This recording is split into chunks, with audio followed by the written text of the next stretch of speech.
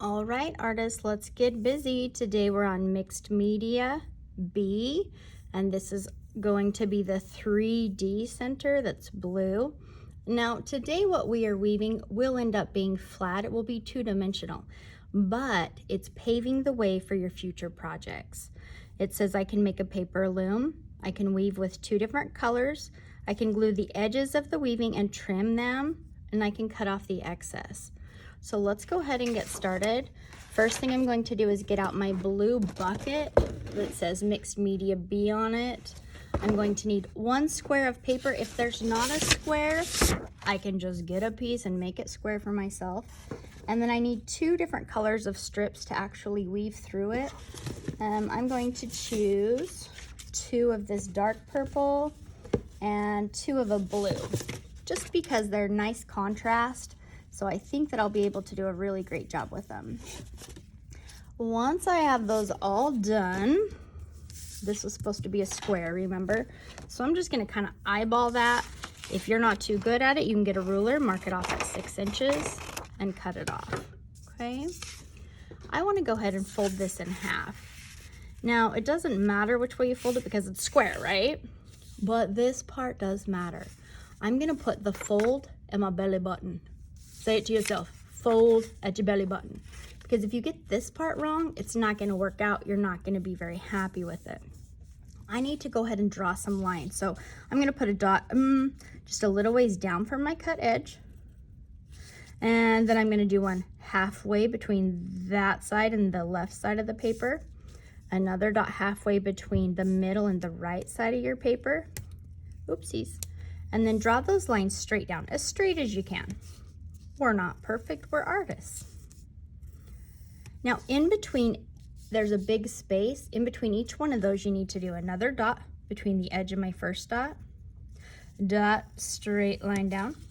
In between these 2, dot, straight line down. You'll notice mine are not perfectly even spaced. It's gonna work out. We are not worried. We're gonna have a good time no matter what, right? Now I'm gonna check one more time. I want my lines like little soldiers lined up here where my paper opens. But it should have run off the edge where it's folded together. Keeping my paper together, I'm gonna cut up each one of these until I get the stop, dot, stop. Step. You can do this pretty quick, but make sure it stays folded. That's the big secret here. I'm not staying exactly on my lines, but I'm pretty close. All right, once you get all the way done cutting, you're gonna open it up and lay it out flat. Now, if you did this correctly and you were really sure to have that fold at your belly button, then it should be kind of like a pocket and the ends are stuck because we're gonna weave our strips through right here.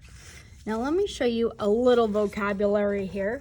When we are weaving, we're going to weave our warp threads. Our weft is what we made out of our paper loom. So our warp ones are going to be made out of these papers. But if I don't cut these, they're real fat. They're going to be hard for me to navigate with. So I would like you to go ahead and take your scissors. And I don't measure. Again, the artist in me says you can eyeball it and just cut right up the center of those strips. Now this part says, you've got to decide where you're gonna start. I like to hold my weaving loom in one hand. With my other hand, I go over and I kind of manipulate the loom with these fingers and push it where I need it to go because it goes over, under, over, under. The first strip's pretty easy because there's no rules yet. I'm gonna get it in as far as I can, kind of in the middle, let my edges hang off, push it up. Now I'm gonna get my next strip. I've already cut my blue in half to show you.